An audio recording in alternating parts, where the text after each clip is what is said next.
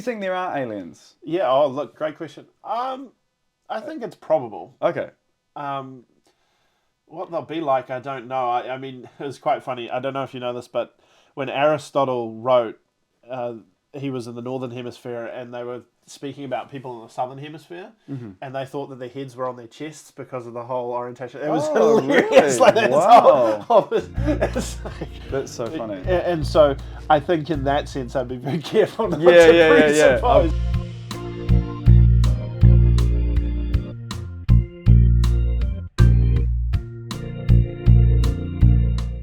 That's what I have to say. Right. Indeed. Hello. How are you, Steve? I'm well, James.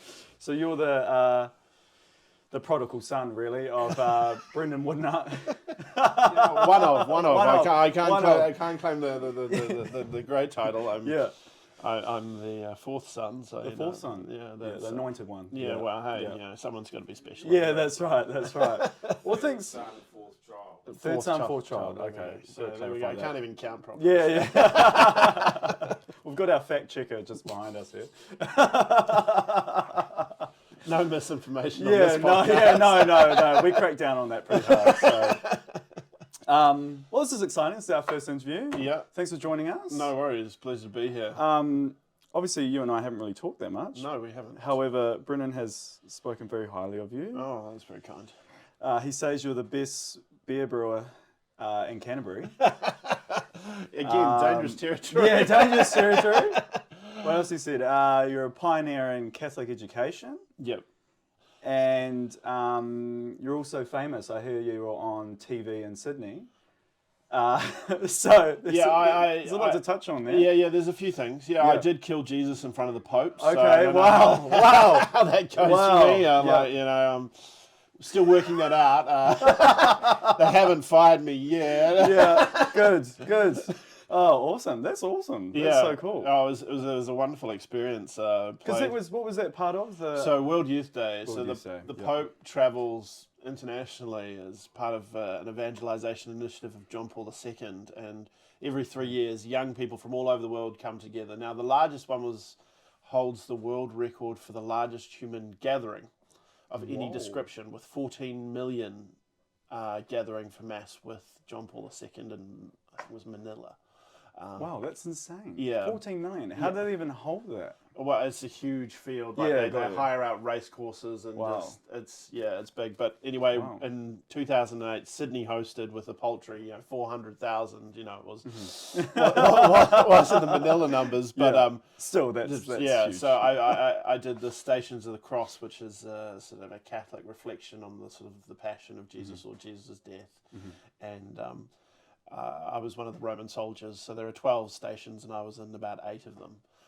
And it was sort of displayed all around Sydney Harbour. So huge acting experience. I hung up my acting chops at that point with a live TV audience, with a live audience of about 120,000 and a TV audience of about 500 million. I was like, look, I'm just going to retire. That's me. I'm done. Retire at your peak. Yeah, exactly. Yeah. Go out with a bang. Yeah. Fair enough. Yeah. Oh, that's awesome. That's so exciting. Yeah. So, Brendan's briefly told me about your involvement with the curriculum. And that's also very interesting. So tell me more about that. I'm very blessed to be. I've been a teacher for about 10 years in the classroom, and recently I was asked by the New Zealand Bishops' Conference to take part of. They've got a team who are writing resources for a new religious studies curriculum. So just to give you a bit of context for this, in the Catholic schools in New Zealand, which we service about 8% of the New Zealand student population. Wow. In every school it is compulsory, according to the bishops, that students do religious studies or religious education. And so in that class, so they provide a curriculum for that, and they do about, between sort of 2 hours a week to about 4 hours a week in the senior school.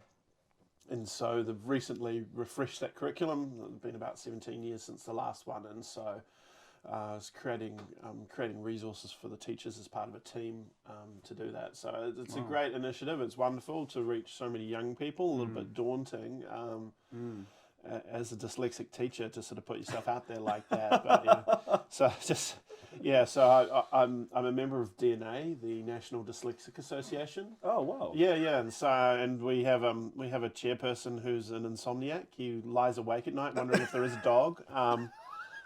He's agnostic as well, you see. Oh, is he? Oh, okay, Yeah, there you go. There you go. And Wow. then we had the annual party, and it was a great goat party, but everyone was wearing togas. I didn't know what that was about, right? The return to Rome. Yeah, wow. Okay. Sorry, I've got more Yeah, of no, those. that's great. Yeah, no, I'm following it. I'm hearing it. That's hilarious. But Wow. yeah, no. So like as a student, I was, it was interesting. I was actually at university. I sort of found myself with learning difficulties, and they said, "No, Stephen, you sound fantastic. Your writing's rubbish." Yeah, and I was like, okay. "Wow, that's good. Yeah, no, I can live with that." And but it was quite hard, quite humbling.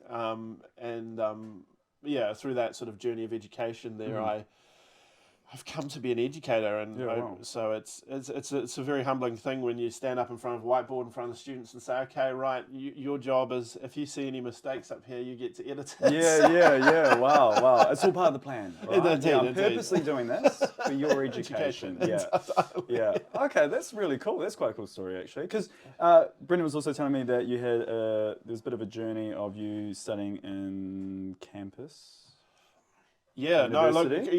no. So, right. Well, yeah, this is a bit of a story. It starts with $1,000 worth of sausages.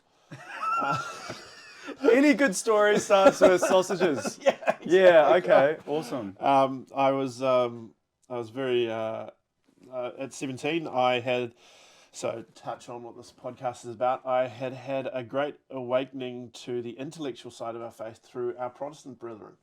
It goes hand in hand, really, doesn't it? I had been to a Protestant conference. It was fantastic, really good and engaging speakers. And Here in New Zealand? Yeah.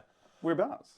So it's called Compass. It was run by the then Maxim Institute. Now it's the Venn Institute which runs it, which sort of focuses on looking at worldview, looking at everything through a scriptural worldview. So the real challenge of trying to, we have this profound faith, right? Say we have this profound conversion often, and in such an emotional world, that's often an emotional contact, right? And that's really powerful. Spirituality, like charismatic spirituality, does that really, really well. But we aren't just our emotions, and it's about bringing the whole person to faith, right? And our work experience, our family life, all of the, our mind and our heart together. And so I've been at this conference, and at one point there's this apologist, I think his name is Greg Kokel. He chucked out some questions about transubstantiation, and I, like a good Catholic boy, stood up and defended it in front of these Protestants and got absolutely murdered. Got torn to shreds. But it was a good experience in that it left me with it sort of started me with this thinking about and growing deeper in my faith. Anyway, back to the 1,000 sausages. $1,000 worth of sausages. I was with a small youth group, and we're like, they were doing a leadership training course in Sydney. Now, I wasn't sure what I was going to do with my life. I thought maybe I'd go and do law, like all the really exciting people. Law's the new BA, right? But I wasn't really sure, and I didn't actually know about the dyslexia at this point, but I did have a few hesitations because I did know that there wasn't something quite right with my academics. Anyway, so they wanted to go to Sydney to do this leadership training with this youth group, and I was like, so I prayed about it. I wasn't feeling very strongly either way, and we were doing fundraising. It was the week before Christmas, and in over 8 hours, we sold this huge quantity of sausages. So the money was there, so I was like, oh, well, that's the barrier for me to go to this leadership training course. So off I went. And while I was there, I met a group. We did this sort of leadership training with them. It was fantastic. We had a good bit of fun. And while I was there was the people who were facilitating our training, the Servants of Jesus community. They were also gearing up to be residential assistants at a brand new Catholic tertiary institution, which was called Campion College in Sydney. And they said, look, and I was still kind of talking about this theology stuff and, you know, this sort of worldview and faith stuff. And I said, look, the way you're talking, you'll be interested in this place. Come along. So I said, oh, look, cool. So it was the first day of O Week for a brand new institution which had 14 students. Oh, wow. It was, you know, and it was very exciting. They had, you know, some really highbrow support, and it was a really, you know, it was a strong initiative. But I was so excited by what I saw. I was like, yes, this is what I want to study. So for our viewers who don't know, it's a bit unusual at this end of the world. There's a bit of a revival happening over in the United States. But down here, so liberal arts, what is it? It's a classical approach to education. So it's where you seek to. So modern education tends to work on specialization, right? So you study law, you specialize in law, you sharpen until you end up a PhD of the smallest part of law that no one really cares about. Yeah, true. But you know that really, really well, right? Yeah. Whereas traditional education at its foundation, and some of the bigger universities still sort of hold this concept just in their sort of entry programs, is that you've got to be a generalist before you can be a specialist. And so liberal arts is kind of based on this. So you do a bit of everything, and the idea is to try and bring it together and have an integrated understanding, right? So at the heart of the university, according to Cardinal Newman, so I don't know if you know him, he was a Protestant who converted to Catholicism, and he was a very bright man. He convinced a very hostile English government to build a Catholic university in Ireland in the 1800s, at the height of sort of sectarian things. So, I mean, bright. Yeah. But he wrote a wonderful book about what a university is about, and it's about the sort of the search for truth, right? And so that you sort of come at it from different disciplines or different angles, but it's about bringing that integration of the search for truth. So that's at the heart of liberal arts. So the subjects I did: history, philosophy, theology, literature, and science. And then we looked at it in this kind of a narrative perspective, in that we looked at the development of Western thought. So I studied ancient Greeks, ancient philosophy, ancient theology, and then sort of building into sort of the modern period and sort of understanding and underpinning all of that. And so I did things like bioethics, which I did history of science and human anatomy as a sort of science class, as well as doing moral philosophy and moral theology. It was fascinating stuff, but the whole concept was to sort of bring an integration of the person and reading in a really interesting way. And so it was fantastic. And so on offering me this, I was like, wow, this is amazing. This is education that I think is worth it. So they offered me a scholarship right there and then. Wow. First day of O Week. And so I said, sure, why not? So 3 days later, I flew home. And I was like, hey, Mum and Dad, I've been offered a scholarship. I'd like to head over to Australia. Okay, see you later, bye. 3 days later, I'm back on the plane. Yeah, wow. And studying at Campion. So it was a wonderful experience of providence, and called for a whole lot of trust on my part. The scholarship wasn't complete. I had to do fundraising. Yeah, wow. All sorts of things to sort of make it all work. And I worked 4 days and studied 3 days and stuff like that. But that's awesome. It was fantastic, and I was incredibly blessed at the end of it. I left with no debt, so it was a wonderful experience in that regard. And well, I mean, if you want me to carry on, no, that's exciting. So you were was that the first launch year of that tertiary institute? Yeah. And where is it at now? Yeah, so they've got about 160 students now. That's awesome. They're well established. In fact, I'm involved with an initiative that will bring the president of Campion to New Zealand and Canterbury. Wow. This September. So cool. plug for that. And we're also running, so there's a graduate from Campion runs a liberal arts course that's kind of based at a high school level.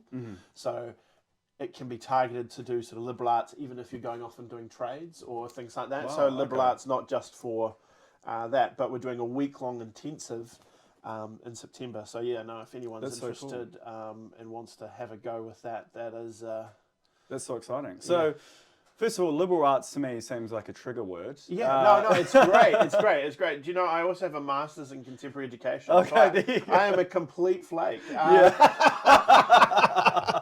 Oh, that is so good. That's so good. Wow, okay, there's a lot there. That's awesome. I think that even you just saying, I remember having this revelation, so to speak, about 3 ways I think coming to really deepen your understanding with Christ and Christianity. There's 3 ways that I would call formation, and one of them is the supernatural, the second one is emotional, which is a very charismatic kind of output, but the third one is education or academic. They're actually understanding and knowing God, because sometimes, and you would know this studying ancient philosophy and all that, everything that we're experiencing in culture today is a disciple of something or someone. And knowing those 3 parts, I think sometimes our emotions are dictated by our thought or our experiences. So when you're not having an experience and you are ignorant because you don't have much depth of thought around who Christ is, who God is, etc., then the experiential Christianity is built on sand. Yeah, well, and look, it's about integrating, right? And I think that's the key thing. It's about bringing all of those things together, right? So when I have a profound experience of Christ, I need to know Him, right? But how do I know, right? So there's probably a couple of things I'd say to this. So go back to that fellow John Henry Newman, because he wrote a really good book called The Grammar of Assent, which was explaining his decision to walk into the Catholic faith. But what he argued in that was very clever about how we agree to things. And he said, look, there isn't like one die-hard rational argument which sells us. It's never that. People don't move from a perfect syllogism into action. Like, it just doesn't happen. He said, but what there are is sort of this sort of clusters of little things, and sort of as those sort of things become clear, a consensus kind of arises, and then the desire to act sort of follows on from that. And so part of evangelizing or engaging with people is to sort of help remove those barriers, right, and sort of help sort of have those little things, right. And often, and for some today, people who oppose the faith sort of argue that, well, it's irrational, right? Christianity is irrational. And to be fair, they're not just saying Christianity is irrational. They say life is irrational, right? It's a broad, sweeping statement, right? The powerful postmodern world. And so, but yet our experience is, and I think there's a wonderful piece of writing by John Paul II called Fides et Ratio, which was kind of the starting point for my education, which is faith and reason, right? And so that talks about that as the 2 wings of the human spirit. Yeah, right? wow. And so he says, look, if we look at cultures, we look at across human existence, we find that there are questions which we seek to answer, which we desire, which are universal. And the search for truth has been a profound thing. So he pointed to the oracle at Delphi, right, which had the inscription "Know thyself" written above it, right? And it's like, wow, that's a big statement or question even there, right? And so the journey in a genuine search for the truth then leads us to the person of Christ, right? And leads and sort of helps us understand sort of what's sort of going on there. Yeah, that's so cool. Awesome. That's exciting. Yeah. Okay, so there is a topic in mind. Yep, go for it. That Brendan shared that you might want to talk about. Yeah. I'm very fascinated by it. Yeah. It's the combination of Jesus and AI. Yeah. Well, we're trying to think of good hooks for your podcast, right? Yeah. Well, Jesus and AI. Jesus and AI. Well, I think, with this question of AI, what is the big question, right, that comes out of it? And it's this big question, how do we know? Right? Because the AI learns, and I'll use learns in inverted commas there, because it does, and it's built to learn based off rudimentary knowledges of learning, and it does. It learns in ways that we cannot. So it can consume data, right? So if we assume that all learning is simply read the page, consume the page, boom, boom, boom, boom, then AI will whip us because it can do it faster and longer than we ever could. But that's not all learning, right? And that's not all education. And so I think AI poses for us a very rich question, which is the rich question of our time is, well, what does it mean to be human? Yeah, wow. In the face of brilliant technology, which sometimes we can get a bit lost in, right? I think it's fascinating. There's this guy Neil Postman. He's a secular commentator, sociologist, and he talks about a concept called technopoly. And he says we're in a really interesting time culturally with technology, because previously technology was part of cultural narratives, right? It was to serve particular ends or goals, right? Mm-hmm. So if we think about the development around cathedrals, the incredible flying buttresses, yes, got buttresses. That's a great word. Students love it. That's so good. There's incredible architectural idea that supports really high building, right? So you can have these massive vaulted ceilings without having to have support structures, through them. You can sort of support them from the side.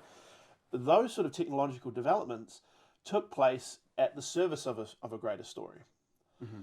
But Postman points out that we have technology for its own sake, right? Yeah, so technology is the story driving the story. And that is a strange place to be, because never in human history have we sought to drive culture at the service of technology.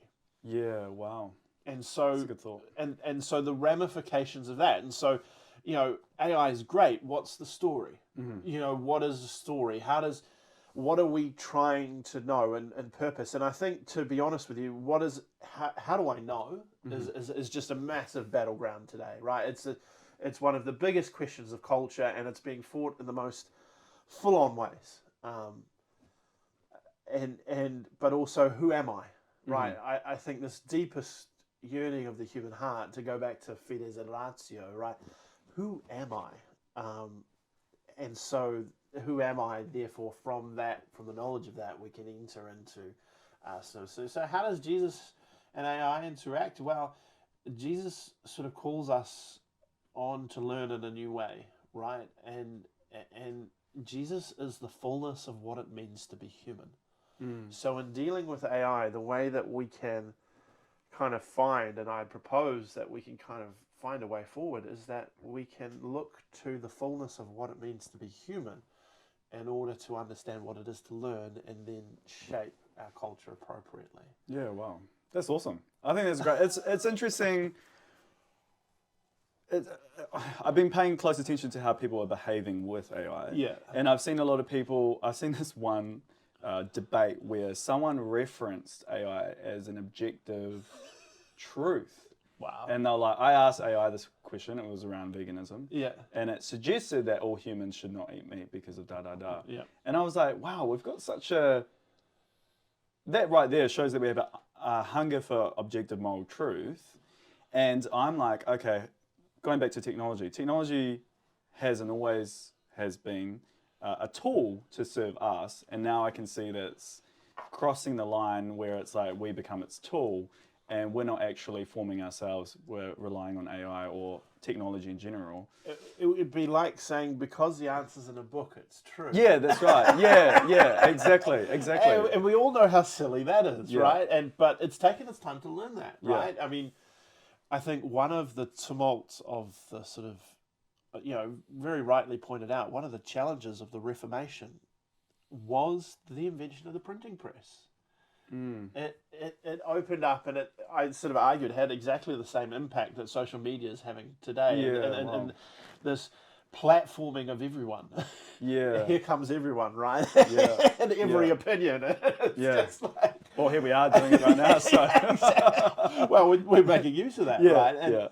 But that's the reality, right? And I think, unfortunately, one of the hard things, and I talk about this a bit, one of the things about classical education done well is it reminds us that, so scientific education, which is good, right? We've done some incredible things with science. I'm really fascinated with science. I love it. I'm really interested in it. But what's really interesting when you do the history of science is you see that science as a complete source of knowledge, it is not. Yeah. Right? Yeah. Scientism of our good friend Richard Dawkins is just not, it's not enough. Yeah. the fact that science is the only way to know things. Yeah, it's silly. That's a philosophical statement. Yeah, It's not a scientific statement. No. I can't empirically verify that, No. right? And it was never intended to be like that. No, It's a methodology, right? Well, yeah, I mean, It's not a philosophy. Well, yeah, I mean, you look at Francis Bacon, you ask, was the intent really to drive it that way? But yes, no, look. Well, science can't answer it can't answer all questions. Well, and as I point out, so like with scientific education, science is very good at proposing the how question. How does something work? What is the mechanisms? How does this work? But when it comes to the why, or what is the purpose of this thing? You can't that's right. discover that through empiricism and testing. No. And so this kind of leaves us with a challenge. And so classical education's one of the things that, so if I was to sort of say, you know, where do you think scientific education, where do you think the starting point for that would be? How do you know in scientific education? Observable. Yeah. So you trust your 5 senses, don't you? Yeah. Okay. So how does classical education start? Do you know? No. You stick a stick in the water, what happens? Gets wet. It gets wet. It gets very wet. Yeah, you're right. But what do you observe? A stick going in the water? Yeah, a stick going in the water. What happens to it? What disappears? It looks like it's bent, right? Yeah. Pull the stick out of the water, it's straight. Put it in the water, it's bent again. What's going on here? Yeah. The ancients understood very powerfully was that perception and reality are not the same thing.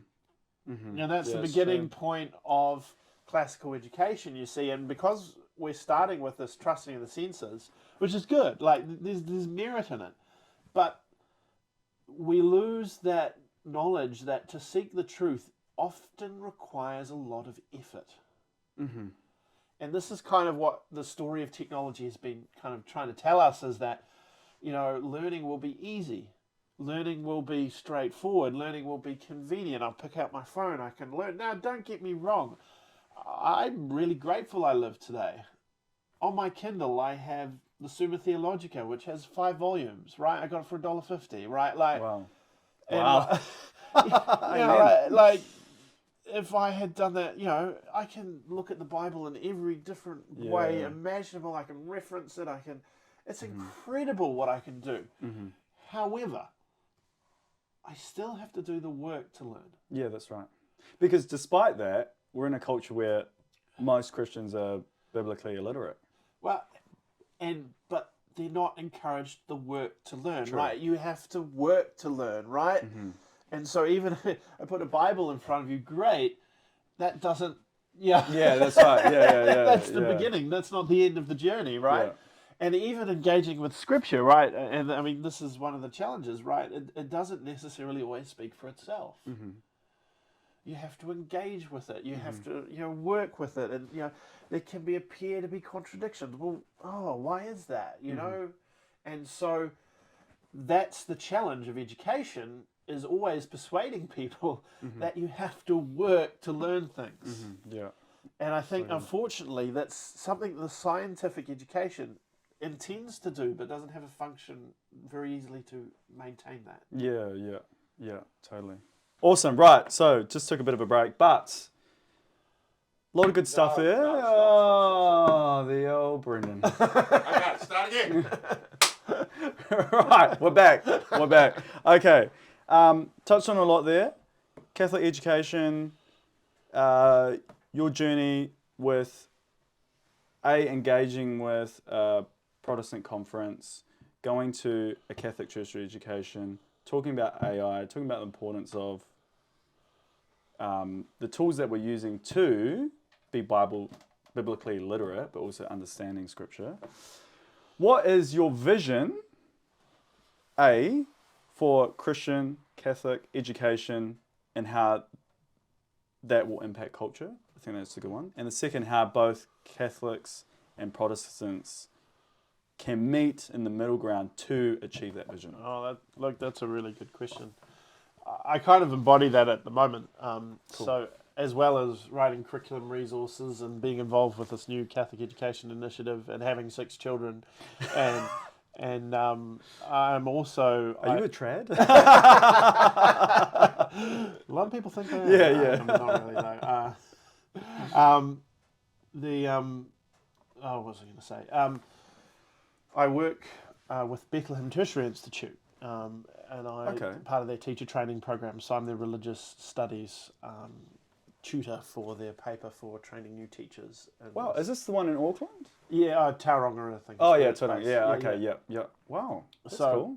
Yeah, so yes, definitely. I think there's a way forward, definitely. Well, look, New Zealand's a huge country, right? And so there's this potential to work together, which I think is really useful. But I also think, and I mean, this is hard, but there's a lot to be gained from the engagement, from drawing in together and engaging afresh. Some of our debates are quite old, quite nuanced between Catholic and Protestant, but they're still rich, and if they're shaped well and directed towards the flourishing of the culture generally, I think there's a lot of room. And so where do I see it going? Well, I see the challenge at the moment. It's a fascinating moment to be introducing liberal arts into New Zealand, because recently the news Victoria University was axing programs, right? And this is sort of the home of arts in New Zealand, and it's shrinking its arts capacity, particularly the languages section. But it's really interesting to see that, in fact, and this is, like I said, because of a scientific approach to education. We educate for what particularly we need in a sort of what's called a positivist sort of perspective. So we, I don't know, we need 1,000 IT professionals, so everyone's going to learn IT. But the truth of that is, and the reality of education is, it doesn't really work like that. And if you think about this, how you learn things or why you learn things is often very involved with your context. So why do we do so much schooling, for example, as young people before we go into the workforce? I mean, that seems bizarre, right? I mean, if we were really good capitalists, we'd just get these kids into work right now, like that. That's good practical people, that earn a buck, turn a dime. What's the value in educating young people for such a period? Well, what's the first thing, James, you do when you step into any job? Well, you learn. Exactly. And what do they not have time to teach you when you step into that job? How to write. Very basic stuff. How to learn. Yeah, true. Yeah, no.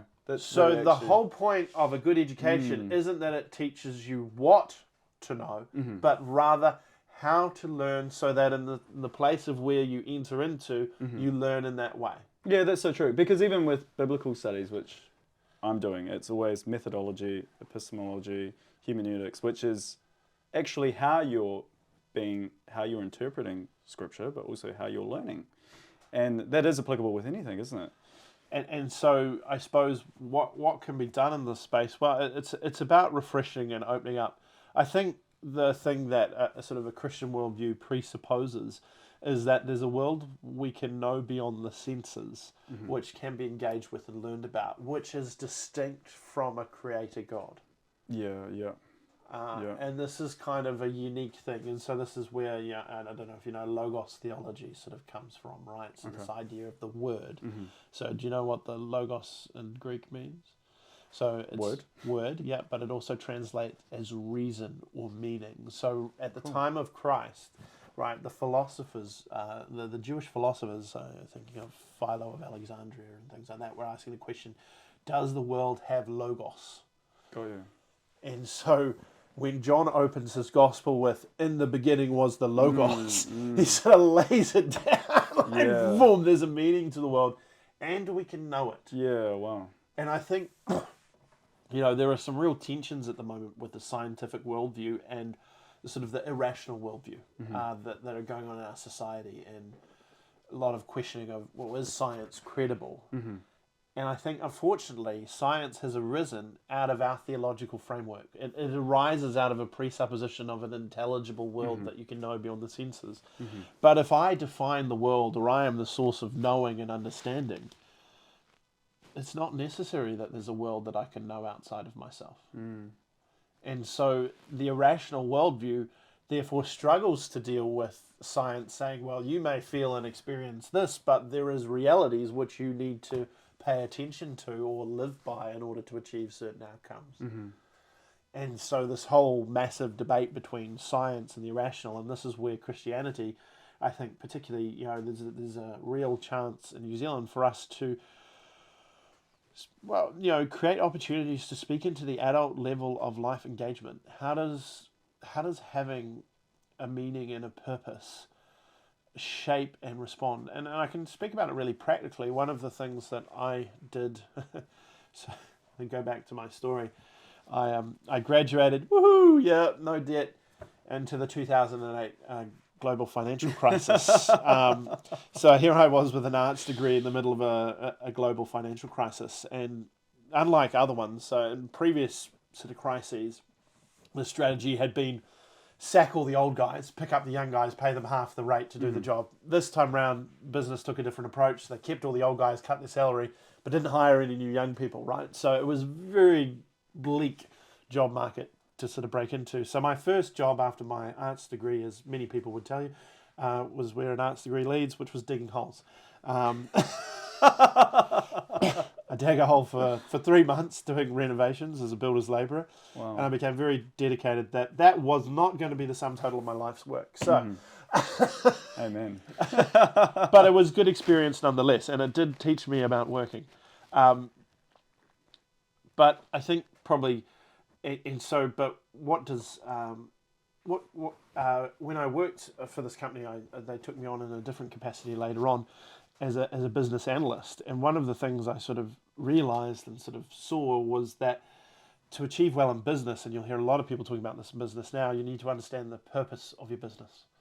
Because if you understand the why of your business, you can be flexible about the how of your business, which is what you need, right? And in an ever-changing environment, processes change, ways we deliver goods change, we're subject to things. If we know what the why is, we can pivot and be responsive to a marketplace and things like that. And so that's what I did with this sort of construction company, was sort of look at sort of, and I was basically paid by them to think. And that's kind of what I came to. And it's an interesting thing because a lot of people in business want this. And it's funny because if you look on the other side, I mean, selling the arts degree, right? Fortune 500, top CEOs, more than half of them have arts degrees. Wow. Don't have business, don't have commerce. Why is that? Because, you look at someone like Elon Musk, what he enjoys doing is learning, right? So he will go and learn, and so then he'll take on a really complex problem because he's interested and has a desire to learn and to understand. And from that generates the creativity of the possibility of business and new ways of doing things, right? And so to engage with our world currently, I think we need to be thinking about, well, how can theology offer, and how can the scripture and a life of God offer and enrich our society, and not just rich, but provide meaning and purpose. Because I think the flip side of that coin, which is a very sad thing, there's a Jewish psychologist, worked in Dachau, Viktor Frankl. So he was captured in the 1940s. He was a Jewish guy, and part of how he survived in the concentration camps was he studied it, right? He made it a learning experience. And his question was, why do people survive? In a very famous book he wrote, Man's Search for Meaning, right? And he noted that who survived in the concentration camps, he noted it wasn't the people who had it all together. It wasn't the self-made people. They collapsed first. Who survived? Who do you think survived? Kids, maybe? No, not really. Not really? Sometimes. Sometimes? I'm not too sure. There was a particular group of people who survived, and those were people who had something to live for beyond themselves. Yeah, wow. Because it meant that they could go through the complete destruction of the self, right? The complete collapse of the self. But I've got to be there for my brother. My brother needs me. Or my faith says that life has meaning or value beyond that. My God is calling me on. And these were the people who survived.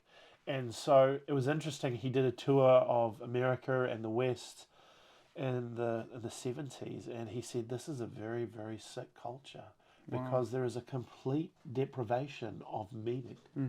People do not have meaning in their lives. And so in a very robust human way, an adult engagement in the faith leads to profound engagement with questions like, how do I make sense of suffering? How do I make sense of a life where there are many contradictions or appearing contradictions? And how can I live with those things? How can I live with cognitive dissonance?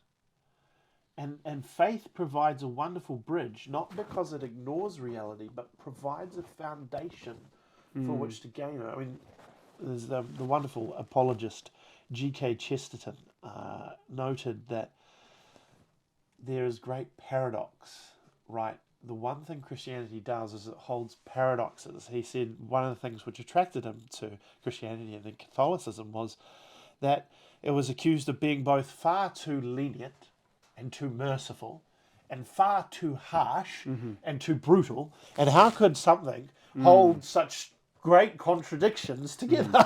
Yeah. But what he explored and found was that, in fact, this was a whole lot of paradoxes, and that, in fact, one that sort of springs to mind is Christ's words, you know, give up your life and you will gain it, right? Yeah.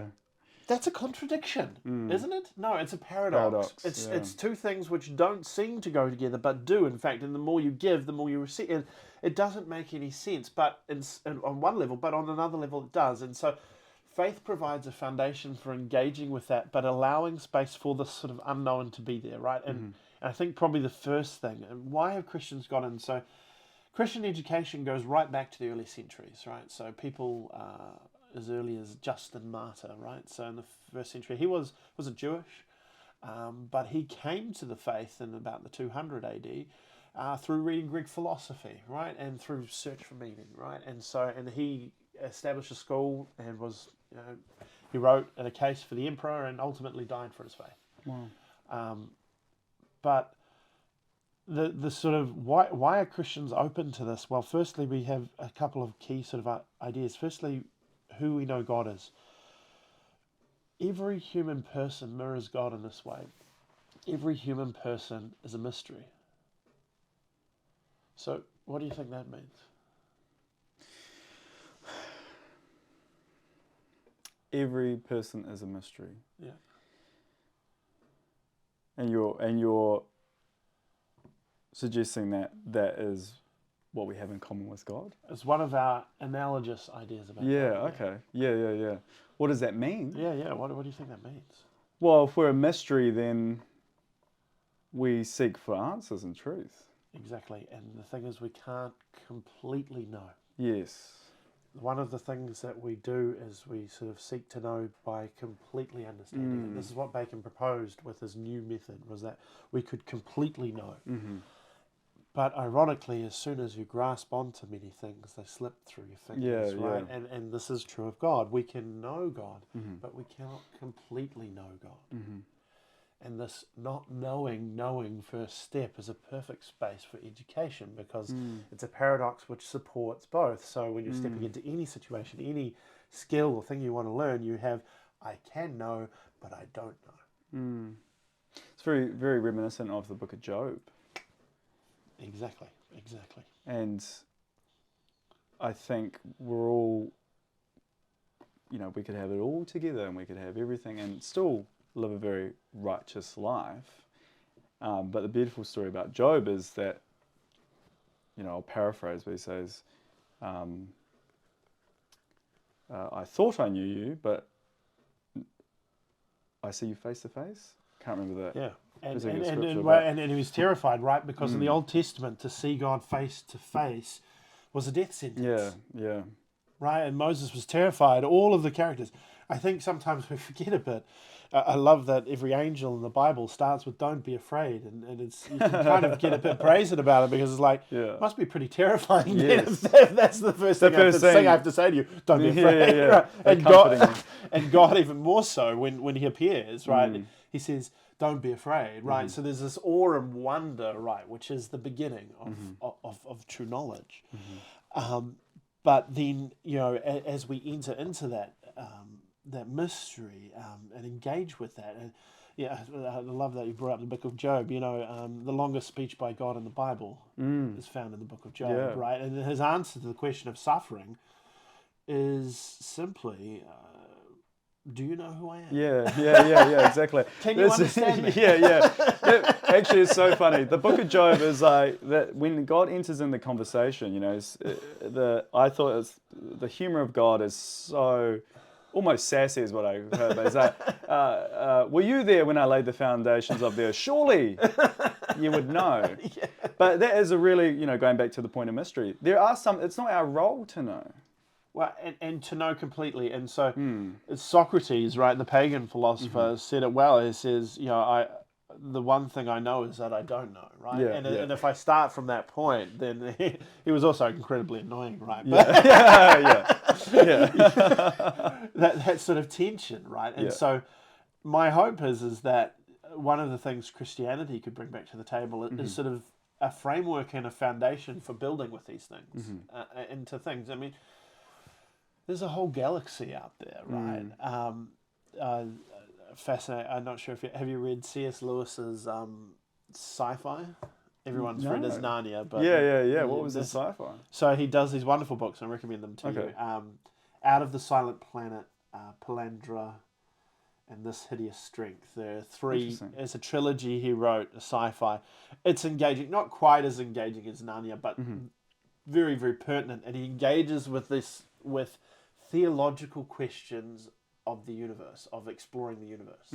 Wow. So he has this character who travels through space and sort of goes to different planets, and his fundamental sort of focus is the theological questions of that. And so, looking at you know, for example, is the fall spread throughout the universe, or are there other persons, right, in the universe in needing of salvation and things like that? And this is great. I've actually recently had a conversation about this with some friends because I've met a few people. Like, this is a good fun topic. Just a fire question. Do you think there are aliens? Yeah. Oh, look, great question. I think it's probable. Okay.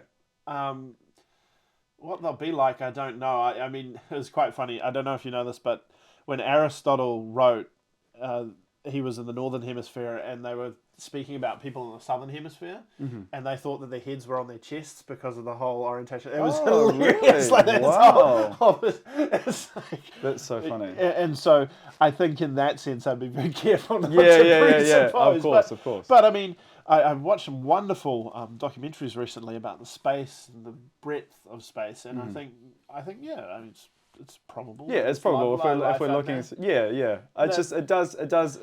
It poses the question though, right? It poses big questions for us, and I suppose then the question is, what is it that we bring, and it's our relationship with the person of Jesus, right? So. This is the second point, right? So mystery is our first point of knowledge, but our second point is that truth is a person. And so mystery kind of obscures our knowledge, right? And so we recognize our limitations. But Christianity also says that it's knowable, right? Part of the modern concern is that we can't know, right? And we've faced this real big turn in epistemology. We just can't know things, right? And can't know, and it's like, well, the analogy that is truth is a person, and we can know other people, but that knowing has a range of ways, right? It has a and if truth is a person, then we can have a relationship with a person, and that means then that we can engage with, but it also allows for, because if you're a mystery and I'm a mystery, what do we have to do? We have to start with a foundation of trust. Yeah, good point. And so we have to then trust what you say and trust what I say, and then between that comes together. And so like that sort of, you know, any conversation kind of images the Trinity like that. You've got the speaker speaking the word, you have the word spoken, and you have the meaning of that, and that's times beneath. And it confounds linguists, right? Why does language work? I say something, you hear something, but there's a third party meaning, and how do we access it, and where does that come from? That's very hard to say, because if I just give it to you, but how did I give it to you first time, and how do you correlate that correctly?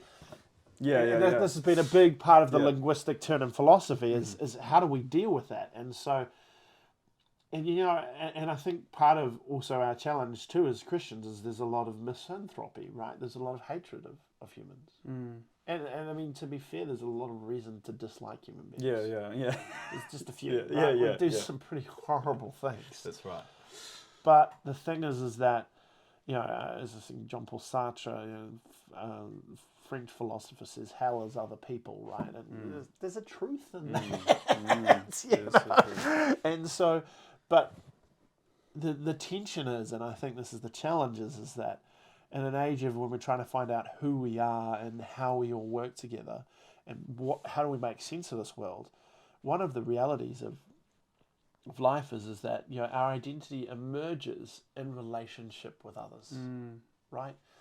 And this is part of the huge firebrand discussion is around identity. But the reality of identity is that identity comes between the relationship with the others, right? And so sort of you say, well, probably ironically that's the example which is used to counter this, but the example which actually proves this is the actor. Right? How does the actor create the character? They don't. They create it in relationship with the audience. So the audience believes that you've taken on that new persona, and they buy into and they accept what you're given in terms of that. And so Sartre tried to argue that all identity is just masks of the actor, but in reality, it's actually that connection between the two people that actually creates the foundation for identity and discussion. And so, I'm a father, right? But I'm a father in relationship to a child. Yeah. And it's not something I create, but rather that between us it exists. And so, for many of the people asking the question, well, who am I? We as Christians can say, well, come and talk to someone who knows you. Yeah, wow. I think that's so important. I think you've touched on something that's really important because my big saying at the moment is until you're in a relationship with Christ and therefore God, you're constantly living in imposter syndrome because you're not actually going to be fully knowing who you are because there's so much confusion and contradiction, right, in people's lives. As soon as have a relationship with the Creator, that was the journey that I went on. I had a million labels over me, but when I had this encounter with God, it was like, you're James. This is who I've called you to be. It wasn't a label, but it was this revelation that I'm his son. Well, that's it. But you see, the thing is that people can control labels, but they can't manipulate relationship, right? And that's true. And so... But people don't have the authority to call and put labels on you. Only God does, right? But the thing is that calling that out, right? And so, and I think, when we face some of these challenges of who we are, right, this big question that we're kind of searching, and we can look to those in the past who have asked this question, and when we see, Scripture and the person of Christ, who am I? That draws out of us things that we didn't know. But this also, the flip side of this is, I talk about this with teenagers. I think there's nothing worse to say to a teenager than just believe in yourself. Yeah, well. Because, why would I say that? That seems like a really cruel thing to say. Why would I say that, do you think? Well, it sounds good. However, there's two things. Biblical thing is never, the heart is all deceitful above all things. But believing in yourself, who are we to know ourselves? I think is a big important question, right? Indeed. Well, and this is it.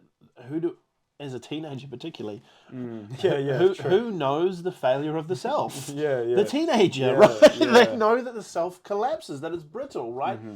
There's no surer path to nihilism than say believe in yourself, right? Because you're like, I know that guy, he's horrible. Right? But ironically, God knows us better than we know ourselves, right? So our own self-knowledge isn't perfect. And this is something we learn in life, right? As we go along, life draws more out of who we are. And so in that sense, God can draw out more of who we are than we could ever hope to know. So true. And so this engagement and sort of the ordering of our desires and sort of this whole bringing of the whole person into that engagement. And so, practically, how does that work? Well, we've got to enter into conversation. And I think this is the thing. It's a bit of a cliche, but at the sort of the top level in terms of education, we need to re-enter the conversation with some of these concepts, and sort of say, look, to grow as a culture and to sort of grow as people and to sort of share in a rich humanism, we actually need to be open to dialoguing with faith and things like that. Not that it should run everything and that we should have theocracy. It doesn't work. I mean, we've seen that. But that we should have a robust dialogue with different ways of knowing. And this brings me back to Newman's idea, because that's the whole point of the university. You engage with these different ways of knowing. Does science reveal to us stuff we can't know through any other means? Yes. Does music reveal stuff to us that we can't know through any other means? Yes. Does the beauty of the world reveal stuff to us that we can't know through any other means? Yes. And it's only through the integration of these things that we can actually be well educated, in the sense that we can turn our learning towards knowing the truth of things, and that is possible. I think that's probably the other thing. And so this is the tension of Christianity.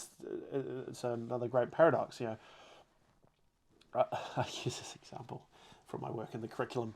At year 11 in NCA, we do religious studies, which is a branch of sociology, right, which goes down. And so, and we teach the Trinity at year 11 to the students, which is a central concept, right, in the Christian faith, right? You need to know that God is three persons, one God. But I also like to point out, so the standard says, describe a religious belief, right? And so when we say that past it, we say that they can describe a religious belief. And then I say, well, look, okay, well, the problem with the Trinity is, as soon as you say you understand it, you haven't got it. Yeah. Right. St. Augustine teaches us this. Yeah. So I said, if you pass this internal, you've failed. Yeah. They just like, Yeah. and a student come back to me 3 years later and says, I'm still thinking about that lesson. Yeah. Wow. That's actually so good. And so, but it's demonstrating that sort of tension between sort of that scientific, I can know it completely through knowing through analogy, which is kind of that theological knowledge where I know it to a point but not completely. There's a great story from St. Augustine, right? He writes the wonderful book on the Trinity, right? And he's writing the book. I don't know if you know this one. What is it? It's they're digging he's having a dream, right, while he's writing the book on the Trinity, and he's walking the beach, and there's a little boy, and he's got a shell, and he's digging a hole, and then he's getting some water, and he's pouring it in the hole, and St. Augustine says, what are you doing? He says, oh, I'm putting the whole ocean into this hole. And St. Augustine laughs and says, that's impossible, you can't do that. And the little boy looks up at him and says, yes, you're right. It's like you trying to understand the Trinity. And this is why the shell is one of these images of St. Augustine, but it's this idea of the sort of the limits of knowledge, right? And so that's why I say the wonderful paradox of Christianity is that we don't know, we can't know, we can know. And that paradox can be sustained. Yeah. Like I heard someone say it this way: we don't know, but we can know the one who knows. Indeed. And I think that's a really true statement in that way. So to come back to your question, which I've kind of gone a very good way about answering. Look, I think there's lots of space to work together, and I think particularly there seems to be a very sharp divide in our society around, there's secular knowledge and then there's the rest. And to saying, no, actually, we need to work together and say, no, look, we've all got something to offer here as part of this conversation. And that different theological suppositions lead to exploring different ideas and different purposes within culture, which open new avenues. And that the journey isn't done as well. The way human beings know God is through the journey, right? And we can't know God completely. And so, the whole of human history from Christ is this progressive growing and understanding and knowledge of God. And so to come back to Newman again, Newman sort of talks about the development of understanding as, he uses a wonderful analogy. Often the river at its source is not the clearest. It's often quite muddy at the source, right? The spring is not necessarily always a very clear place where it starts trickling. down the end of the river, where it's run wide and clear and purified, then it is clear. Mm-hmm. And so that is sort of, a way of sort of understanding how Christian knowledge can grow and develop and sort of impact sort of a broader category of knowledge. So yeah, look, I think faith has a lot to offer in terms of that, and a lot to offer in dialogue with our society about. And I think working together, I think there's ways that we can provoke each other even. In order to grow deeper knowledge and understanding, and that knowledge can be at the service of love and truth in the person of Christ. So good. Well, Stephen, this has been great. I feel like we could talk all day, so we might have to do another time, another session. Really want to explore about aliens more. Yeah.